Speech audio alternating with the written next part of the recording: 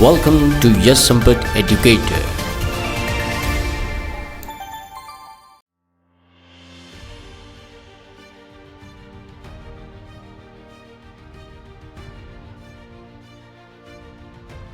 So hello everyone, welcome to Yes Sampat Educator. So in this particular video we will discuss about the Hindu newspaper and its overall analysis over here regarding the 16 December 2022.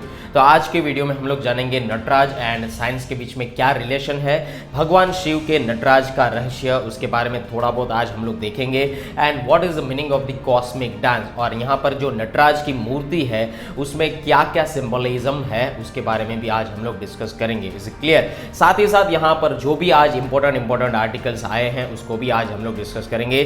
So before we going to start this kind of the particular lecture, I want to tell you that if you are preparing for the defence and UPSC examination like the combined defence services, air force common admission test, National Defense Academy, Indian Navy, INET, Air Force Group X and Y, Territorial Army, UPSC Civil Services Examination, and if you are preparing for the banking examination like the IBPS Clerk, IBPS PO, IBPS RRB, SBI Clerk, SBI PO, RBI Grade B, so don't worry, batches launched by the Yes Sampat Educator, and what are waiting for guys? Just call on 9773230619 and you can just follow me in the Instagram and YouTube and in the Facebook also. You can just enroll in this kind of the particular courses, and online platform is available over here. Okay, so let us start with this kind of the particular lecture. Before we going to start, I want to introduce myself. So guys, Jai Hind to one and all who are watching this kind of the particular video. This is Yes Sampat from educator. By profession I am an engineer and by passion I am an educator. So चलो भारत को आगे बढ़ाते हैं. You can just follow me in this kind of the particular social media platform. Okay, so let us start with the first question. Where is India's first carbon neutral farm located? तो उसका जो answer है यहाँ पर आप लोगों को comment section में देना था. So correct answer is about the Kerala. Is it clear? Let us discuss about the next question. Who has released her book Miracles of Face Yoga? So there are the four options over here. You can give the correct answer in the comment section. Okay, Jhumpa Lahiri, Mansi Golati, Arundhati Roy and Chetan Bhagat. Okay, so you can give the correct answer in this kind of the particular comment section. So let us start with the first article. तो यहाँ पर जैसे आप लोगों ने ये चीज़ देखी है, नटराज के बारे में आज हम लोग डिस्कस करेंगे. उससे पहले यहाँ पर जो आज के 16 दिसंबर 2022 जो फ्राइडे था उसके न्यूज़पेपर में अगर मैं बात करूँ तो पहला जो यहाँ पर आर्टिकल निकल कर आता है, so that is about the China builds ropeway roads here tri junction. ठीक है, तो ये जो आर्टिकल है guys GS paper number 2 international relation से काफ़ी हद तक इंपॉर्टेंट माना जा सकता है. तो अगर मैं यहाँ पर बात करूँ ट्राई जंक्शंस के बारे में, ठीक है, तो यहाँ पर देखिए ये है नेपाल, ये है बांग्लादेश, ये है भूटान और यहाँ पर है Tibet annex by the China. Is it clear? तो यहाँ पर जो नेपाल, बांग्लादेश और भूटान है उस जगह पर यहाँ पर क्या बनाया जा रहा है? रोपवे बनाया जा रहा है. ये चीज याद रखिएगा. Is it clear? So China has set up ropeway near the Torasa Nala on its side of India, Bhutan and China tri-junction and is strengthening roads and other infrastructure along the entire eastern sector according to the defense sources. ठीक है, तो यहाँ पर कुकपुप जो सिक्किम के अंदर है, जो एक काफ़ी तक डोकलेम पॉइंट के पास निकल कर आता है, जो डोकलेम से नज़दीक है कुकपुप जो सिक्किम के अंदर. ठीक है, उस जगह पर यहाँ पर इंडिया और चाइनीज ट्रूप जो है 2017 के दौरान यहाँ पर फेस ऑफ देखे गए थे. और इस बार जो यहाँ पर आप लोगों ने देखा था कि लाइन ऑफ एक्चुअल कंट्रोल के पास जो मुठभेड़ हुई थी वो इसी रीजन के रिगार्डिंग हुई थी. ठीक है, सो यहाँ पर ये आगे की और न्यूज़ आएगी, ये चीज़ भी याद रखिएगा. इसके बारे में आज हम लोग डिस्कस किए हैं और आगे जाकर भी इसके बारे में और न्यूज़ आ सकती है. Is it clear? ओके, आगे बात करते हैं नेक्स्ट आर्टिकल के बारे में. It's about the, let us show which article we have to learn it regarding your examination level. Yes, this one. Okay, so GS paper number 1 art and culture से इसको आप रिलेट कर सकते हैं guys. UPSC examination के जरिए से ये जो टॉपिक है काफी तक इंपॉर्टेंट माना जा सकता है. सो Tamil Nadu stops auction of stolen Nataraj idol in France. तो यहाँ पर गाइज जो एक नटराज की हमारे इंडिया की एक मूर्ति थी वो ऑनलाइन प्लेटफॉर्म पर बेची जा रही थी, उसका ऑक्शन हो रहा था. और ये कौन सी वेबसाइट थी? christies.com. ठीक है। क्रिस्टिस.com फ्रांस की अंदर यहाँ पर ये वेबसाइट थी। ऑनलाइन वेबसाइट के दौरान यहाँ पर क्या हो रहा था, ऑक्शन हो रहा था। So the ideal wing CID IWCID जो तमिलनाडु के अंदर एक पुलिस ने यहाँ पर थर्सडे को सक्सेसफुली ये चीज़ को स्टॉप किया, इसके ऑक्शन के शेड्यूल को यहाँ पर स्टॉप किया था। और यहाँ पर ब्रोंज आइडल ऑफ नटराज, ठीक है, उसके थ्रू यहाँ पर जो ब्रोंज आइडल है नटराज की मूर्ति वो क्रिस्टिस.com के थ्रू इसका ऑक्शन हो रहा था। तो यहाँ पर द आइडल विंग CID ने इस चीज़ को यहाँ पर रोक दिया था, ठीक है। So the rare variety bronze idol was suspected to have been stolen from the Kayathar in Tuticorin district half a century ago, ठीक है। तो ये चीज़ आप लोगों को यहाँ पर याद रखनी है।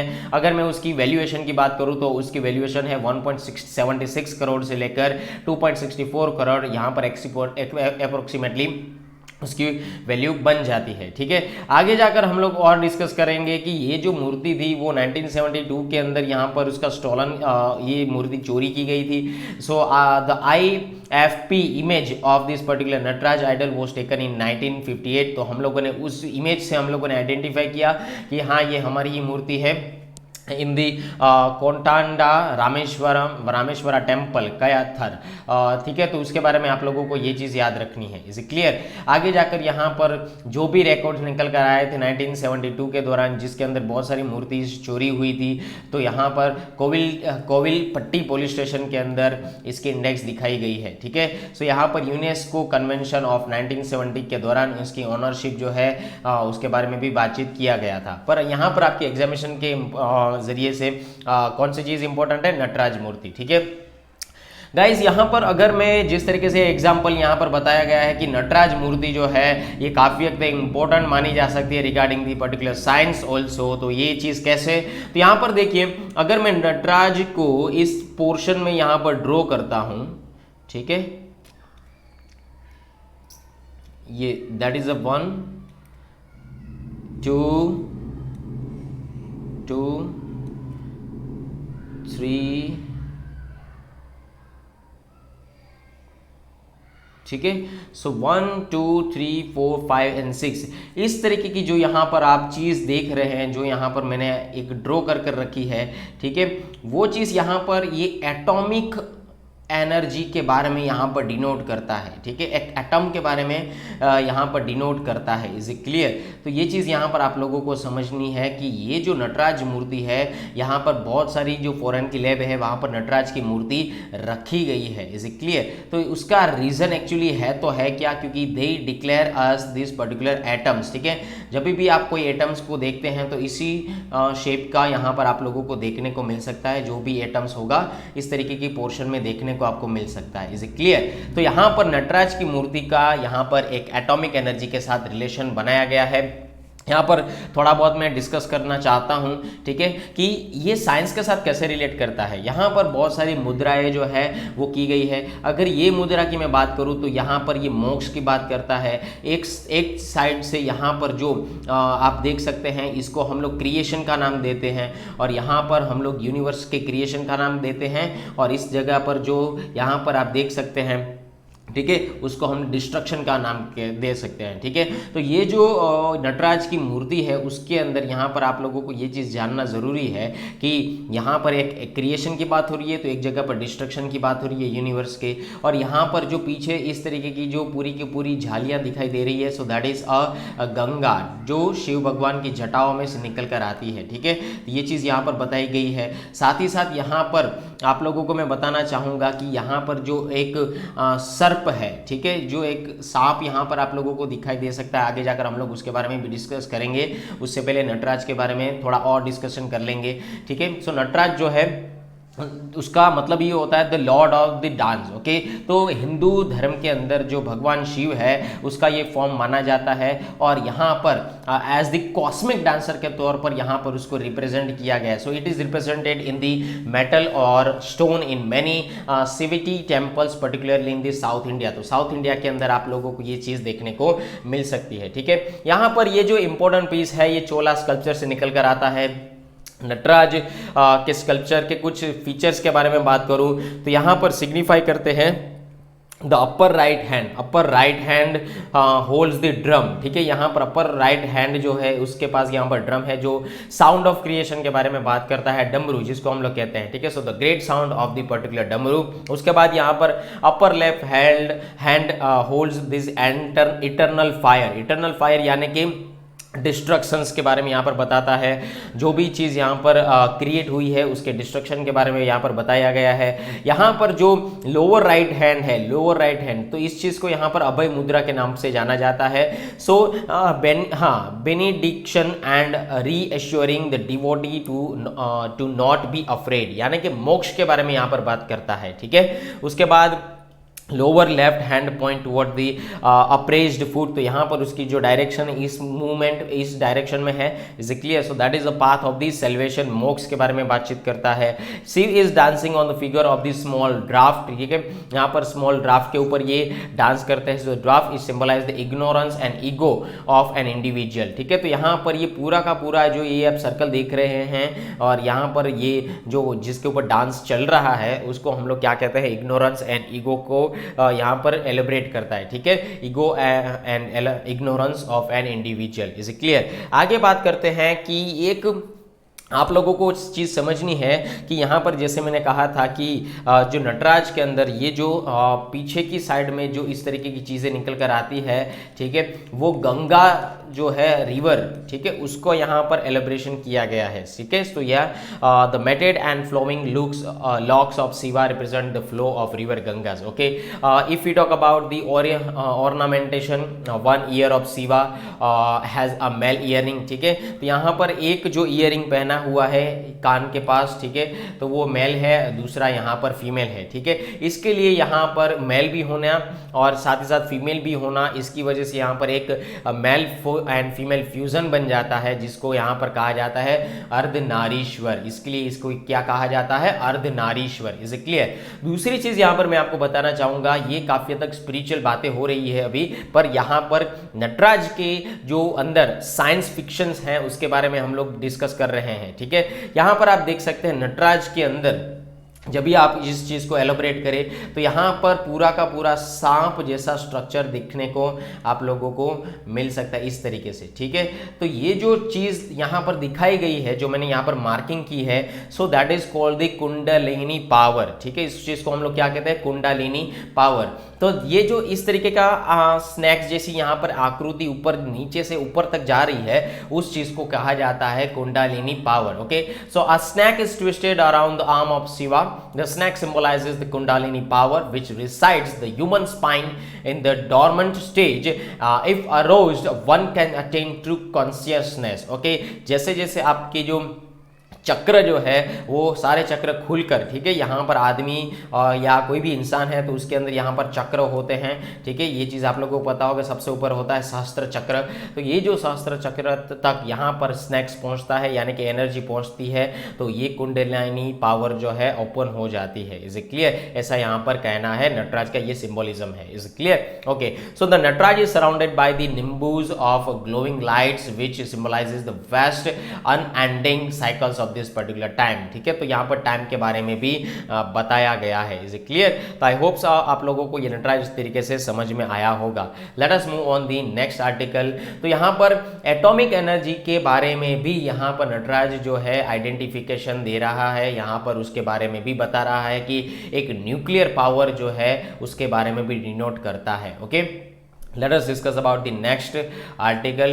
So guys, यहाँ पर जो next article है काफ़ी तक इम्पोर्टेंट माना जा सकता है as per your current affairs. तो यहाँ पर देखिए इंडिया टेस्ट फायर्स अग्नि 5 ballistic missiles with 500 kilometre range, ठीक है। तो यहाँ पर थर्सडे को ये अग्नि 5 जो मिसाइल है that is called the ballistic missile, nuclear capable ballistic missile है, उसका टेस्ट फायर हो चुका था थर्सडे को। इसकी अगर रेंज के बारे में बात करूँ तो 5000 किलोमीटर की उसकी रेंज है, ये चीज़ याद रखिएगा, ठीक है।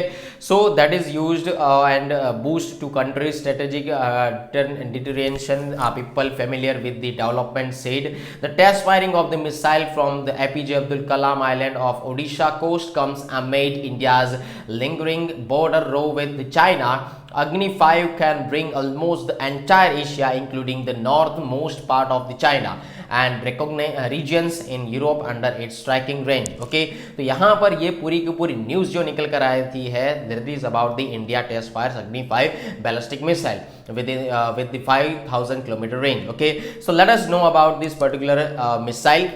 तो गाइज यहाँ पर देख सकते हैं ये जो एपीजे अब्दुल कलाम आइलैंड है, so that is a missile test site है। यहाँ से निकलकर ये पूरी की पूरी रीजन में आएगी। ये ऑस्ट्रेलिया का पूरा रीजन दिखाने को मिल सकता है आप लोगों को।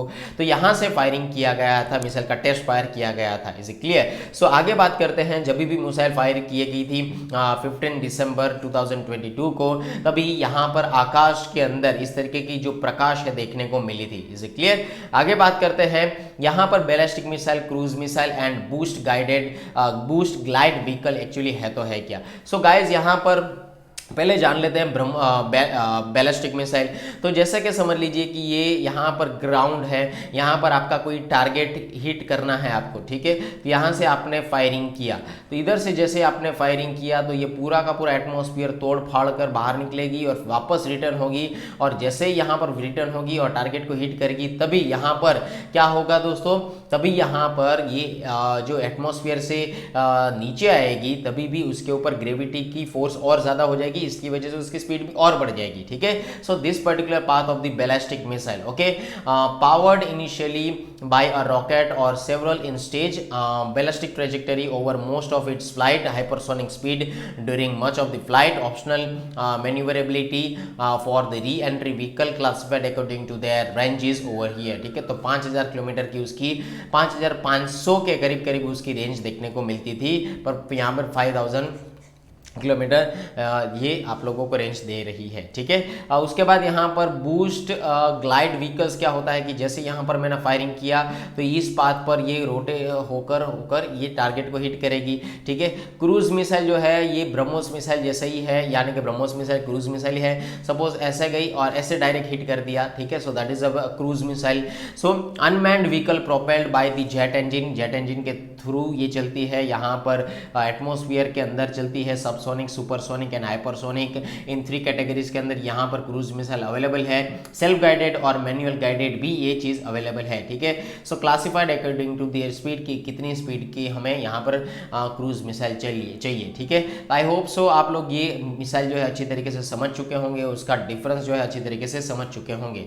आगे बात करते हैं अग्नि क्लास ऑफ मिसाइल्स के बारे में। तो गाइज यहाँ पर अग्नि क्लास ऑफ मिसाइल जो है यहाँ पर उसके बारे में बात करूँ, so India's nuclear launch capability, that is it said that mainstay of India's nuclear launch capability, okay, जहाँ पर Prithvi short range ballistic missile available है, submarine launched ballistic missile available है एंड फाइटर एयरक्राफ्ट भी अवेलेबल है। ये सारे के सारे जो डिफेंस इक्विपमेंट्स हैं हमारे पास इंक्लूड किए गए अग्नि क्लासेस ऑफ मिसाइल्स के अंदर, ठीक है। अभी अग्नि 5 जो है या inter continental ballistic missile stands for the ICBM, is it clear? So ICBM की अगर मैं आगे जाकर भी बात करेंगे ICBM के बारे में, तो ये अग्नि 5 जो है ये एक 5000 किलोमीटर की रेंज वाली ICBM यानी कि इंटर कंटिनेंटल बैलिस्टिक मिसाइल जो है उसकी रेंज यहाँ पर दिखाई गई है। यहाँ पर अग्नि 5 बनाने या अग्नि मिसाइल्स बनाने के अंदर यहाँ पर APJ अब्दुल कलाम साहब का काफ़ी हद तक रोल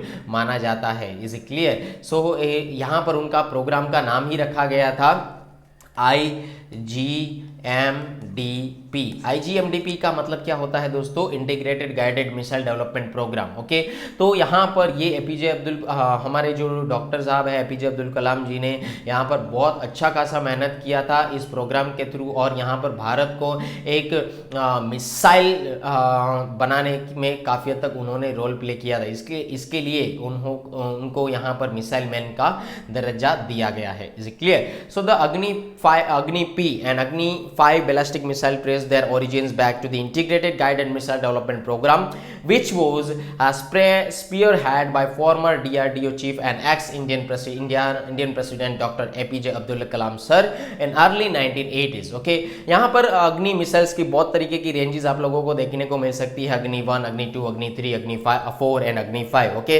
अगर मैं अग्नि 1 के बारे में बात करूँ तो उनकी रेंज है 700 से 800 किलोमीटर तक। यहाँ पर अग्नि 2 के बारे में बात करूँ तो यहाँ पर उसकी रेंज है मोर देन 2000 किलोमीटर के अंदर। यहाँ पर अग्नि 3 के बारे में बात करूँ तो उसकी रेंज है मोर देन 2500 किलोमीटर के अंदर। Is clear? And if you talk about the Agni 4, so this particular range is increase up to the 3500 kilometre. और यहाँ पर ये mobile launcher, road mobile launcher से भी इसको ऑपरेट किया जा सकता है। Is clear? अग्नि 5 जो है उनकी रेंज है, जैसे मैंने कहा 5000 किलोमीटर के ऊपर है उसकी range, and it's about the ICBM inter continental ballistic missile with a range of over 5000 kilometre. So the longest of the Agni series over here of the inter continental ballistic missile. Okay, so I hope so आप लोगों को ये सारी की सारी चीजें जो अच्छी तरीके से समझ में आ चुकी होगी। आगे बात करते हैं IGMDP के बारे में, Integrated Guided Missile Development Program. It was conceived by Dr. APJ Abdul Kalam to enable India attain self-sufficiency in the field of missile technology. Okay, it was approved by the government of India in 1983 and completed in March 2012. तो यहाँ पर इस तरीके की missiles को याद रखने के लिए एक शॉर्ट ट्रिक अपनाई जाती है, that is called the PATNA.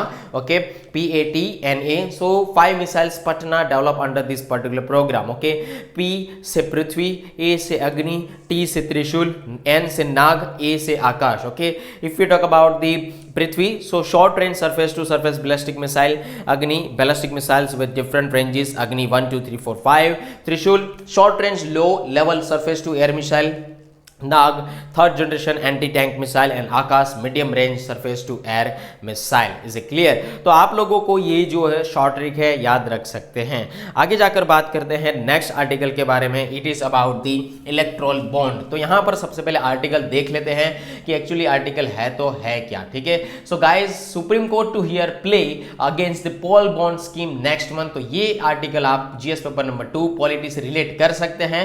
तो यहाँ पर थर्सडे के दौरान यहाँ पर सुप्रीम कोर्ट ने एग्री किया to examine in January a plea to refer to constitution bench petition accusing the electoral bond scheme of illegally facilitating anonymous donations to political parties days before polls are due. Okay, a bench led by Justice B.R. Gawai listed the case for the last week of January 2023. Advocate Prashant Bhushan, appearing for petitioner NGO Association for Democratic Reforms, requested the court for an urgent hearing, saying the questions of reference to a constitutional bench could be heard and decided quickly at an early date. ठीक है, तो guys यहाँ पर कुछ जो amendment हुए हैं उसके बारे में भी बातचीत करेंगे। तो यहाँ पर जो 2015 से जो एक केस पेंडिंग पड़ा था उसकी पिटीशन के बारे में यहाँ पर नए नए चैलेंजेस आए थे, उसके बारे में बातचीत करेंगे। So allowing the sale of electoral bonds for an additional 15 days in assembly election years. Okay, तो सबसे पहले दोस्तों आप लोगों को एग्जामिनेशन पॉइंट ऑफ व्यू से जानना ये जरूरी है कि इलेक्ट्रल बॉन्ड्स एक्चुअली है तो है क्या। ओके, आगे बात करते हैं इलेक्ट्रल बॉन्ड के बारे में। So what is the meaning of the electoral bond and what are the electoral bond. तो सबसे पहले यहां पर याद रखिए, स्टेट बैंक ऑफ इंडिया इस बॉन्ड को इश्यू करती है। ये State Bank of India authorised है इश्यू करने के लिए और एनकेश करने के लिए इस बॉन्ड को। ठीक है, तो इलेक्ट्रल बॉन्ड्स ये एक चीज ऐसा है कि यहां पर डोनर के थ्रू कोई चीज आप पैसा देना होता है, कोई पार्टीज को अगर पैसा देना है, ठीक है, तो उसके हिसाब से यहां पर वैलिडिटी है 15 दिन की। ठीक है, so valid for 15 days from the date of the issue. Electoral bonds are purchase anonymous by donors. तो पहले अगर मुझे समझ लीजिए कि कोई डोनर है, अगर डोनर को यहाँ पर पॉलिटिकल पार्टी को कुछ पैसा या डोनेशन देना है, ठीक है, तो डोनर क्या करेंगे, एसबीआई के पास जाएंगे, एसबीआई यहाँ पर एसबीआई उसको इलेक्ट्रल बॉन्ड देंगी। ठीक है, और इलेक्ट्रल बॉन्ड यानी कि डोनर जो है पैसा देगी एसबीआई को, एसबीआई यहाँ पर इस पैसे से इलेक्ट्रल बॉन्ड देगी और यहाँ पर इलेक्ट्रल बॉन्ड किसको जाएंगे, यहाँ पर पॉलिटिकल पार्टी को। ठीक है, सो डेब्ट instruments that this can be bought by donors from the bank. तो यहाँ पर डोनर है, डोनर एसबीआई के पास गई।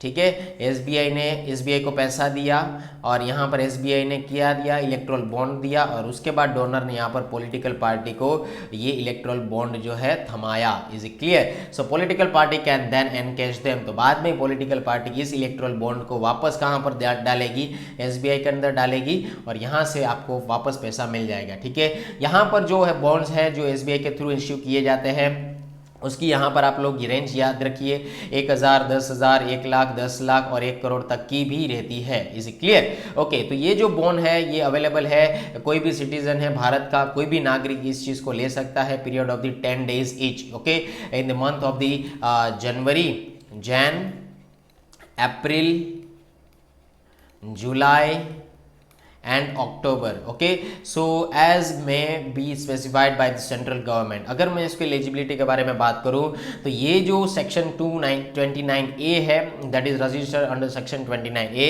Of the representation of the people act. Okay, तो यहाँ पर पॉलिटिकल पार्टी रजिस्टर की जाती है अंडर द सेक्शन 29A के थ्रू। उसके बाद यहाँ पर अगर मैं उसके सिक्योर्ड के बारे में बात करूँ, so have secured not less than 1% of the votes and in the last general elections to be house of the people. Okay, तो यहाँ पर अगर इलेक्ट्रोल बॉन्ड्स की एलिजिबिलिटी के बारे में बात करूँ तो ये पहले पॉलिटिकल पार्टी रजिस्टर होनी चाहिए representation of the people's act 1851 के तहत। उसके बाद यहाँ पर secured not less than 1% of this particular votes, उसके बारे में भी यहाँ पर एलिजिबिलिटी होनी चाहिए। और उसके बाद यहाँ पर हाउस ऑफ द पीपल यानी कि राज्यसभा, लोकसभा या लेजिस्लेटिव असेंबली से एक जनरल इलेक्शन के तौर पर यहाँ पर रिसीव करना होना चाहिए। ठीक है, तो ही वो इलेक्ट्रल बॉन्ड जो है रिसीव कर सकते हैं। आगे जाकर मैं बात करूँ कि उसके अंदर क्या क्या इस स्कीम के अंदर अमेंडमेंट आया, तो सबसे पहली चीज़ यहाँ पर याद रखिए, एडिशनल 15 दिन का पीरियड मिला है। ठीक है, so introduce new para stating that an additional period of the 15 days shall be specified by the central government in the year of the general election to the legislative assembly of the states and union territories with the legislature. Okay, 2018 के बारे में बात की जाए तो यहाँ पर erectile bond जो है वो उसको इश्यू किया गया था और यहाँ पर उसकी अवेबिलिटी थी 10 दिन की ही थी। और उसके अंदर यहाँ पर जनवरी के अंदर, अप्रैल के अंदर, जुलाई के अंदर, अक्टूबर के अंदर स्पेसिफिक पीरियड ऑफ टाइम के थ्रू यहाँ पर सेंट्रल गवर्नमेंट उसको अलाउ करती थी। ठीक है, उसके बाद यहाँ पर एडिशनल 30 दिन का पीरियड निकल कर आया। So this particular specified by the central government in this particular year of the general election to the house of the people. ठीक है, वैलिडिटी के बारे में बात की गई है जाए तो यहाँ पर 15 calendar days from the date of issue, ये चीज याद रख सकते हैं। तो उसके बाद यहाँ पर एक्सपायरी हो सकता है। ठीक है, so electoral bond deposited by an eligible political party in its account shall be credited on the same day. ठीक है, तो यहाँ पर उसके खाते के अंदर पैसे आ जाएंगे। ठीक है, एलिजिबिलिटी के बारे में हम लोगों ने बातचीत कर रखी है। सो that's it for this particular erectile bond. I hope so आप लोग समझ चुके होंगे कैसे काम करते हैं इलेक्ट्रल बॉन्ड। तो यहाँ पर सबसे पहले नोटिफाइड बैंक्स आर चूजन, यहाँ पर एसबीआई को कांटेक्ट करना होगा। उसके बाद एसबीआई जो है आपको इलेक्ट्रल बॉन्ड देगी, आपको इलेक्ट्रल बॉन्ड परचेस करने होंगे तो एसबीआई आपको इलेक्ट्रल बॉन्ड देंगे। अभी यही electoral bond, so the donor buys an electoral bond using a cheque के थ्रू या डिजिटल पेमेंट के थ्रू वो बाय कर सकते हैं। और जो भी उसकी यहाँ पर पार्टी है, जो पार्टी को ये डोनेट करना चाहते हैं, ठीक है, उस स्पेसिफिक पार्टी को ये जो है वो इलेक्ट्रल बॉन्ड दे देंगे। ठीक है, सो तो इस particular party deposit the bond in an account, उसके अकाउंट में ये डिपॉजिट करेंगे और ये डिपॉजिट करने के बाद उसके अकाउंट के अंदर पैसे आ जाएंगे जो डोनर ने भिजवाए थे। ठीक है, तो इस तरीके से इलेक्ट्रल बॉन्ड जो है काम आता है। और यहाँ पर ये क्यों दिया जाता है कि पॉलिटिकल पार्टी को एक डोनेशन के तौर पर यहाँ पर आगे बढ़ावा मिले, यहाँ पर फाइनेंशियली वो स्टेबल हो सके, इसके लिए इलेक्ट्रल बॉन्ड जो है उसका यूज किया जाता है, डोनेशन दिया जाता है। Is clear? I hope so आप लोग इलेक्ट्रल बॉन्ड अच्छी तरीके से समझ पा रहे हैं। Let us move on the next article. Guys, ये आर्टिकल जो है काफ़ी हद तक इम्पोर्टेंट माना जा सकता है, जिसके बारे में अभी मैं डिस्कस करना चाहूँगा। Carbon air pollution in India needs efforts across south Asia. तो यहाँ पर WB ने जो एक रिपोर्ट दी थी तो उन्होंने यहाँ पर कहा कि भारत के ऐसे जो 6 लार्ज जो एयर शेड्स है जो कई पाकिस्तान के अंदर है या तो कई जगह ये पड़ोसी मुल्क के अंदर भी आते हैं। तो यहाँ पर सिर्फ और सिर्फ ऐसा नहीं कि इंडिया के अंदर पोल्यूशन कम करने की बात की जाए, पर उसके आसपास भी पड़ोसी जो मुल्क है वहाँ पर पोल्यूशन कम करने की बात की जाए। जैसे कि 6 major air sheds in South Asia where air quality in one affected the other where west और central IGP that included Punjab Pakistan, Punjab India, Haryana part of Rajasthan and Chandigarh, Delhi Uttar Pradesh, central eastern IGP Bihar, West Bengal, Jharkhand, Bangladesh, middle India, उसके बाद Orissa, Chhattisgarh, middle India, eastern Gujarat, Gujarat, western Maharashtra, north central, Indus river plain, Pakistan, part of this particular Afghanistan and south southern Indus plain and further west south Pakistan, western Afghanistan. तो ये सारे के सारे reason जो है affect करते हैं इस तरीके के पॉल्यूशन के अंदर। ठीक है, आई होप सो आप लोग ये आर्टिकल अच्छी तरीके से समझ पा रहे हैं। अभी नेक्स्ट आर्टिकल के बारे में बातचीत करते हैं। Yes this one. सो ये जो आर्टिकल है आप जीएस पेपर नंबर 3 इकोनॉमी से उसको रिलेट कर सकते हैं। Subscription to gold bond issue will open on December 19। ठीक है, तो Reserve Bank of India, the Reserve Bank will issue 2 tranches of sovereign gold bonds which will open for public subscription in December and March. Sovereign gold bonds SGB, sovereign gold bonds. Okay, so 2022 to 23 series 3 will open for subscription during the December 19th 23 period and the 2022-23 series 1-4 during March 06 to 10 2023। ठीक है, तो finance minister ने यहाँ पर sovereign gold bonds के बारे में भी बातचीत की गई है। ठीक है, अभी यहाँ पर देखिए सोवरन गोल्ड बॉन्ड्स एक्चुअली है तो है क्या। ठीक है, पहले सबसे पहले ये चीज जानते हैं। सो 2015 नवंबर के दौरान इस स्कीम को लॉन्च किया गया था। इसका यही एक ऑब्जेक्टिव था, to reduce the demand for the physical gold. ठीक है, जो यहाँ पर फिजिकल गोल्ड की डिमांड है उसको हम लोग रिड्यूस कर सके। ठीक है, तो यहाँ पर उसको पेपर में डाल सकते हैं। ठीक है, कैसे? So and shift a part of the domestic savings use for the purchase of the gold into the financial saving. ठीक है, जैसे कि अगर मुझे गोल्ड परचेज करना है, ठीक है, तो मैंने यहाँ पर सोवरेन गोल्ड बॉन्ड्स जो है बैंक से ले लिए, तो बैंक ने यहाँ पर से मेरे से पैसे ले लिए और यहाँ पर मुझे वो गोल्ड के हिसाब से जो भी उस टाइम मार्केट वैल्यू है उसके हिसाब से मुझे कागजात दे दिए। ठीक है, अभी अगर समझ लीजिए मुझे कोई गोल्ड बेचना होता है तो मैं मार्केट में समझे 2 साल या 3 साल के बाद बेचूंगा, तो उधर मार्केट प्राइस 2 साल 3 साल के बाद की होगी। तो यही पेपर जब भी हम लोग बैंक के अंदर सबमिट करवाएंगे तो उस हिसाब से आपको वापस पैसे मिल जाएंगे। ठीक है, so that is a particular sovereign gold bond scheme. ठीक है, एश्योरेंस कैसे होगा? So government of India stock under the government securities to act 2006। So gold bond issues as the government of India stock under the government securities। Government का stock है government security के अंदर act 2006 के दौरान।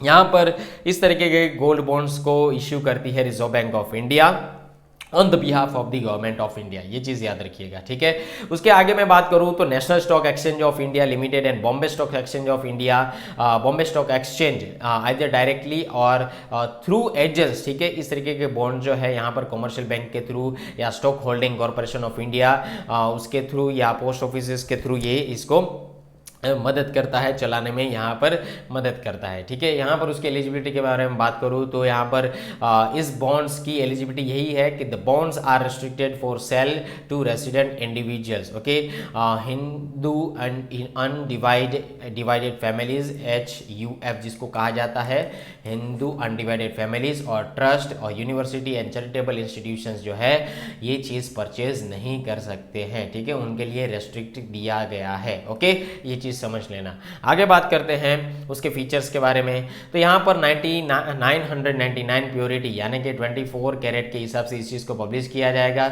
इसका price उसी हिसाब से तय किया जाएगा under the publish by this Indian Boolean and jeweller association IBGA Mumbai, IBJA India Boolean and jewellers association IBJA Mumbai के थ्रू इसको यहाँ पर पब्लिश किया जाता है। इन्वेस्टमेंट लिमिट यहाँ पर रखी जाती है। So gold bonds can be purchase in the multiplies of 1 unit up to certain thresholds of this different investors. जैसे कि अगर मैं बात करूँ कि यहाँ पर upper limit of the retail है इन्वेस्टर की, यहाँ पर हिंदू अनडिवाइडेड, यहाँ पर आप लोगों ने पढ़ा था हिंदू अनडिवाइडेड फैमिलीज HUF। ठीक है, उसके हिसाब से 4 किलोग्राम यानी कि 4000 यूनिट ईच पर फाइनेंशियल ईयर। ओके, ये चीज़ याद रखिएगा। सो ट्रस्ट के लिए या कोई सिमिलर एंटिटीज़ के लिए यहाँ पर 20 किलोग्राम जो है फाइनेंशियल ईयर के लिए एप्लीकेबल किया गया है। ठीक है, मिनिमम परमिसेबल इन्वेस्टमेंट कितना है? 1 ग्राम ऑफ गोल्ड का यहाँ पर इन्वेस्टमेंट माना जाता है।